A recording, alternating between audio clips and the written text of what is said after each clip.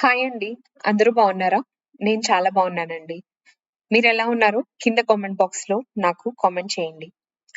So, ఇవాళ మనం చెప్పబోతున్న concept పేరు design thinking. So, design thinking అంటే ఏంటి? పదండి మనం డిజైన్ థింకింగ్ అంటే ఏంటో అర్థం చేసుకుందాం. డిజైన్ థింకింగ్ అంటే ఏం లేదండి. ఇప్పుడు ఎవరైనా కస్టమర్ వచ్చి మీకు మంచి ఆహ్, క్లాత్ గల చీర విచ్ ఈస్ కాటన్ శారీ కావాలని అన్నారనుకోండి. ఆ కాటన్ శారీలోనే మనకి చాలా రిక్వైర్మెంట్స్ ఉంటాయి. ఆ రిక్వైర్మెంట్స్‌ని కస్టమర్‌కి కావాల్సినట్టుగా మనం తీసి ఇవ్వటాన్ని హ్యూమన్ సెంట్రిక్ అప్రోచ్ అంటాము. ఈ హ్యూమన్ సెంట్రిక్ అప్రోచ్‌ని ఫాలో అవుతూ కస్టమర్ యొక్క నీడ్స్‌ని వాళ్ళకున్న పాసిబుల్ టెక్నాలజీతో మనం ప్రొవైడ్ చేయటాన్ని అండ్ అలా ప్రొవైడ్ చేస్తూ మన బిజినెస్‌ని సక్సెస్ చేసుకోవటమే ఈ డిజైన్ థింకింగ్ అన్నమాట. సో, వీటి ప్రిన్సిపల్స్ ఏముంటాయి? ఇందులో మెయిన్ ప్రిన్సిపల్ ఒక డిసిప్లైన్ పద్ధతి ఫాలో అవుతూ, అంటే ఫస్ట్ కస్టమర్ నీడ్ అర్థం చేసుకుంటూ, ఆ నీడ్‌ని మనం ఒక డెఫినిషన్‌గా రాస్తూ, ఫర్ ఎగ్జాంపుల్ ఆహ్, కస్టమర్‌కి కాటన్ క్లాత్‌లో శారీ కావాలి.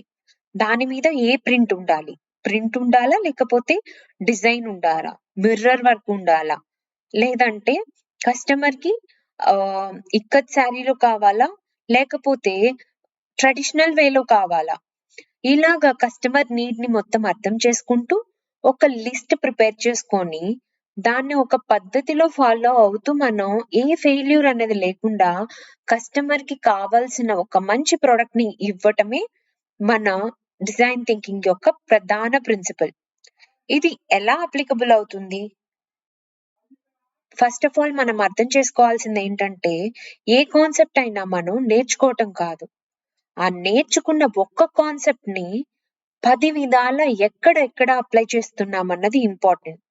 సో, డిజైన్ థింకింగ్‌లో గూడా ఏ పెద్ద ప్రాబ్లమ్‌నైనా గానీ చిన్న పీసెస్‌గా డివైడ్ చేసుకొని, కస్టమర్ నీడ్‌ని అర్థం చేసుకుంటూ, మనకున్న రిసోర్సెస్‌ని యుటిలైజ్ చేసుకుంటూ, మన దగ్గర ఉన్న టెక్నాలజీని వాళ్ళకి సర్వీసెస్‌లో ఇంప్లిమెంట్ చేసుకుంటూ, ఒక ఫైనల్ ప్రొడక్ట్‌ని ఇచ్చి కస్టమర్ డిలైట్‌ని పొందటమే ఈ డిజైన్ థింకింగ్ ప్రధాన ఉద్దేశం.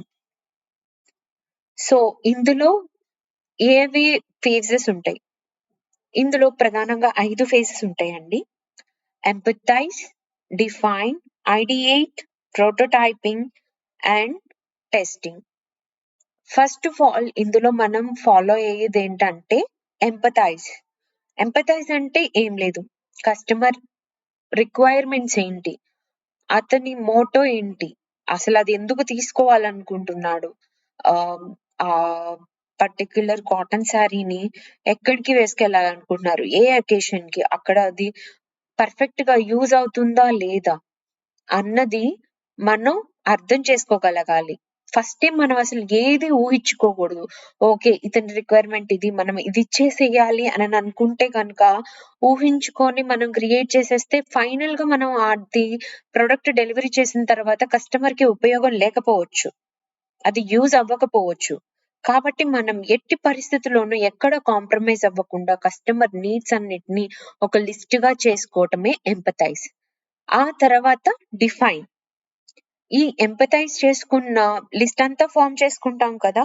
ఆ ఫార్మ్ చేసుకున్న లిస్ట్ అంతటిని కూడా మనం ఒక అనాలిసిస్ చేసి, మనం కొన్ని మంచి యూజర్ ఇన్‌సైట్స్‌ని తీసుకోవటమే define. Ideate is nothing but ఈ డిఫైన్ చేసుకున్న ఐడియాస్‌లోంచి ఒక మంచి ఐడియాని పిక్ చేసుకోవటమే ఐడియేట్. ప్రోటోటైపింగ్. ప్రోటోటైపింగ్ అంటే నథింగ్ బట్ ఈ ఐడియా మనకి ఇంప్లిమెంట్ చేసుకోవటానికి ఏమన్నా హర్డల్స్ ఉన్నాయా లేదా చెక్ చేసుకోవటం. చెక్ చేసుకొని డిఫైన్ చేసుకోవటం అండ్ లాస్ట్ ఫేజ్ వచ్చేసి టెస్టింగ్. దీన్ని ఐడియాని టెస్ట్ చేసేసుకోవటం. ఇన్ కేస్ కస్టమర్ నుంచి మనం టెస్టింగ్ తర్వాత ఫీడ్‌బ్యాక్ తీసుకొని కస్టమర్‌కి ఇంకా వేరే ఏమన్నా రిక్వైర్మెంట్స్ ఉన్నాయా లేదా తెలుసుకుంటే మళ్ళీ మనం దాన్ని ఫెయిల్యూర్ అవ్వకుండా అక్కడే తనకి కావాల్సిన మార్పులు, చేర్పులు ఇచ్చేసేయొచ్చు.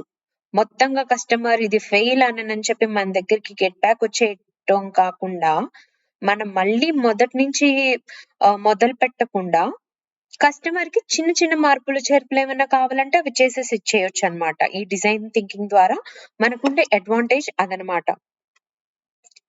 దీని బెనిఫిట్స్ ఏంటి?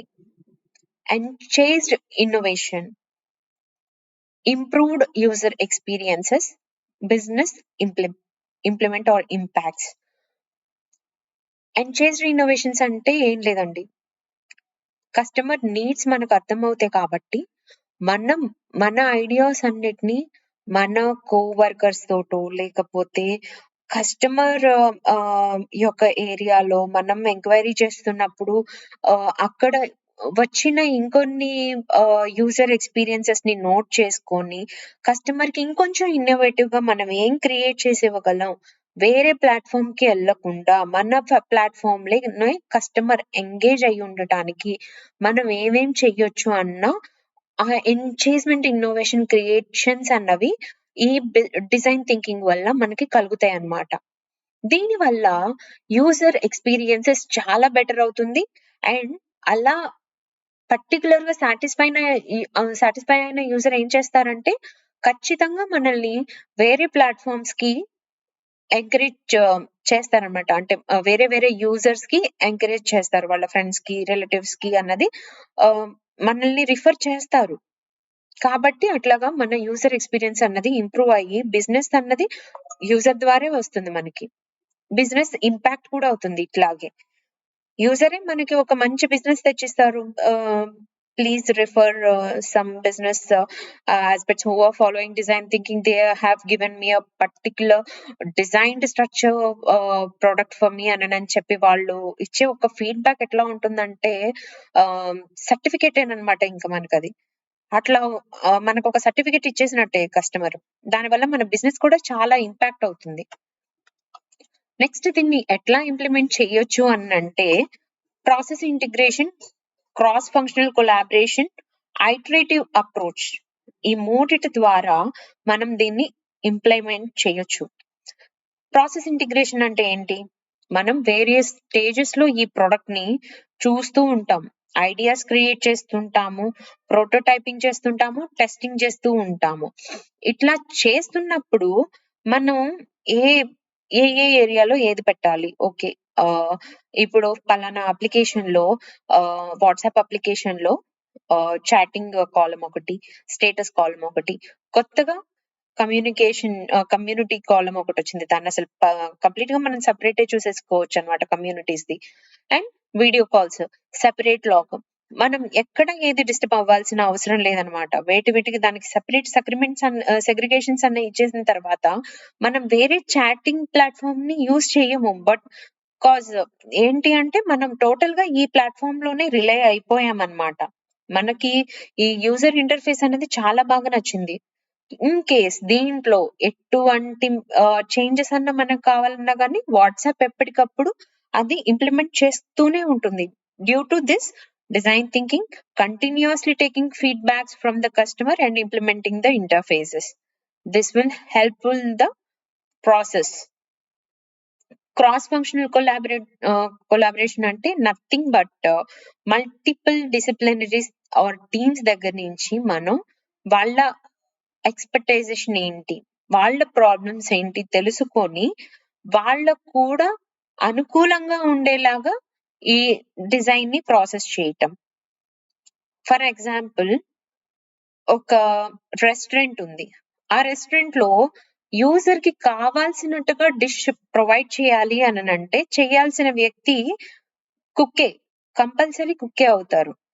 అతనికి ఆ కుక్ అంత టేస్టీగా తయారు చేయాలి అనంటే అతను కూడా సాటిస్ఫై అవ్వాలి. ఆ వర్క్ అన్నది అతను బర్డెన్ అన్నది తీసుకోవాలి. ఆ కుక్ అన్న పదం తీసేసి రెస్టారెంట్‌లో షెఫ్ అని పెట్టడం వల్ల అతనికి ఒక హోదా కల్పించటం వల్ల హి ఆల్సో ఎంజాయ్స్ ద ఆహ్, job he is doing.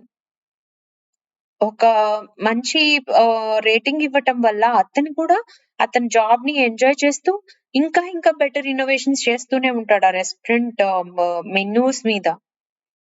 That is how this cross functional collaboration works. అంత బాగా ఇంపాక్ట్ చూపిస్తుందన్నమాట. And moving to the iterative approach. Iterative approach అంటే నథింగ్ బట్ టేకింగ్ ఫీడ్‌బ్యాక్స్, కస్టమర్‌ని కన్స్టెంట్‌గా మనం ఏదైనా ప్రాబ్లమ్ స్టేట్‌మెంట్ ఇచ్చింగాల్నే ఓకే. ఇదిచ్చారు. ఓకే. సెర్చ్ చేసేద్దాము.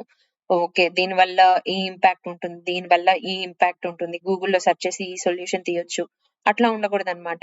మనం కస్టమర్ దగ్గరికి వెళ్లి అసలు కస్టమర్‌ని చూస్తూ మన బిజినెస్ ఎక్కడైతే జరుగుతుందో అక్కడ డిఫరెంట్ కస్టమర్స్ వస్తూ ఉంటారు. డిఫరెంట్ కస్టమర్స్‌కి వాళ్ళకి కావాల్సిన ప్రొడక్ట్‌ని యూనిక్‌గా ఒక ప్లాట్‌ఫార్మ్‌లోనే మనం ఎలా అందజేయగలము అన్నది మనం ఈ ఐటరేటివ్ అప్రోచ్‌లో చూసుకోవచ్చనమాట. సో, డిజైన్ థింకింగ్‌ని యూజ్ చేసుకొని ఏ ప్లాట్‌ఫార్మ్స్ చాలా ఫేమస్ అయినియి. Apple, iPhone. యాపిల్ ఒకానొక టైంలో దాని అప్లికేషన్ అన్నది లిమిటెడ్ గానే ఉంటుంది. అందులో ఆండ్రాయిడ్ యూజర్ ఇంటర్‌ఫేస్ అన్నది కొత్తగా మనం చూస్తున్నాం గానీ, ఇదివరకి అది యూజ్ చేసే ఓఎస్ సాఫ్ట్‌వేర్ అన్నది చాలా వేరుగా ఉంటదనమాట. ఆహ్, యూజర్ ఆపరేషనల్ సిస్టమ్ అనేది ఐఫోన్‌కి చాలా సెపరేట్‌గా ఉంటుంది. ఆండ్రాయిడ్ జోలికే రాదనమాట. సో, ఇది యూజర్స్‌ని కట్టి పడేయాలి అననంటే ఎలాగా? ఎవరైనా గాని ఐఫోన్‌కి చేంజ్ అవ్వాలంటే ఎందుకు చేంజ్ అవుతారు? ఆండ్రాయిడ్‌లో మనకి చాలా మొబిలిటీ ఉంటది. ఏది కావాలంటే అది ఫటాఫటా ఇన్‌స్టాల్ చేసుకోవచ్చు, యూజ్ చేసుకోవచ్చు. నచ్చకపోతే డిలీట్ చేసేయొచ్చు. బట్ ఐఫోన్‌లో అలా కాదు కదా! ఏదైనా పెయిడ్ వెర్షనే ఉంటుంది. మనం యూజర్ స్విచ్ అవ్వాలంటే ఎలా స్విచ్ అవుతారు? ఖచ్చితంగా దాని క్వాలిటీని బట్టి. సో, ఈ క్వాలిటీ అన్నది ఎలా వర్క్ అవుతుంది అననంటే, యూజర్‌కి ఒక సెక్యూర్డ్ ఫీలింగ్ వస్తుందన్నమాట ఐఫోన్ యూసేజ్ వల్ల. మీ డేటా అన్నది ఎవరు యూజ్ చెయ్యరు అన్న కాన్ఫిడెన్స్ మీకొస్తుంది. And definitely a luxurious status by having a iPhone or iPad, Mac tabs with you. అంతే గదా! కామెంట్ మీ below if you agree with me or not. తర్వాత ఎయిర్ బిబిన్స్ ప్లాట్‌ఫార్మ్ అండ్ ఈడీఓఎస్ ఇన్నోవేషన్స్ కూడా ఇట్లాగే డిజైన్ థింకింగ్‌ని use చేసుకొని వారి బిజినెస్‌ని చాలా అంటే చాలా సక్సెస్‌ఫుల్ చేసుకున్నాయి. చిన్న స్టేట్ నుంచి కూడా మనం ఒక గ్రేట్ ఇంపాక్ట్ చూడొచ్చనమాట ఈ డిజైన్ థింకింగ్ ద్వారా. ఫైనల్లీ మనం ఇస్తున్న కంక్లూజన్ ఏంటంటే, ఫస్ట్ ఆఫ్ ఆల్ ఏదన్నా డిజైన్ థింకింగ్ మైండ్ సెట్ తోనే చూడాలి. ఆ మెథడాలజీని ప్రతి ఒక్క ప్రాజెక్ట్‌లో మనం యూజ్ చేయాలి. ఇలా చేయటం వల్ల మనకొక మీనింగ్‌ఫుల్ చేంజే కాదనమాట. ఒక క్రియేటివ్ వాల్యూ కూడా వస్తుంది ఆ ప్రాజెక్ట్‌కి ఆర్ ఆ ప్రాబ్లమ్ సొల్యూషన్‌కి. అండ్ ఆర్గనైజేషన్స్ కూడా మన డెలివరీని చాలా కేర్ చేస్తాయన్నమాట. సో, డిజైన్ థింకింగ్ అప్రోచ్ వల్ల ఆహ్, ఏదైనా గాని మనం లాస్ట్ దాకా వెళ్లి మళ్ళీ ఫస్ట్‌కి రావాల్సిన అవసరం లేదు. ఇక్కడ మనం ఒకటి ఫెయిల్యూర్ అయ్యింది అననంటే ఓకే. అది అక్కడితోనే ఫెయిల్యూర్ అయిపోతుంది. ఐడియా దగ్గరే మనకి ఫెయిల్యూర్ అయితుంది. లేదంటే ప్రోటోటైపింగ్ దగ్గరే ఎళ్తుంది. టెస్టింగ్ దాకా వెళ్ళదు.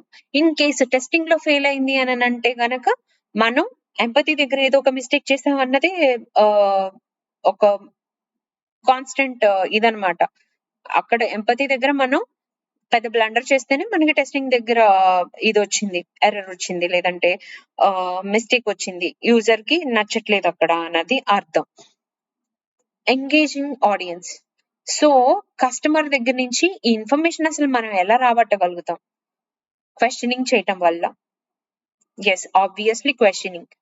క్వెషన్ చేస్తేనే మీకు కస్టమర్ దగ్గర నుంచి ఇన్ఫర్మేషన్ అన్నది వస్తుంది. ఫర్దర్‌గా మీరు అప్లికేషన్‌ని డెవలప్ చేయటానికి, డిజైన్ చేసి మీరు కస్టమర్‌కి ఇవ్వటానికి యూజ్ అవుతుంది. That's all about today. మీకు ఈ వీడియో ఎలా అనిపించిందో ప్లీజ్ కామెంట్ మీ బిలో. ఇన్ కేస్ మీకు ఫర్దర్ గా ఏదైనా ఒక కాన్సెప్ట్ మీద వీడియో కావాలి అని అంటే please comment me. Thank you.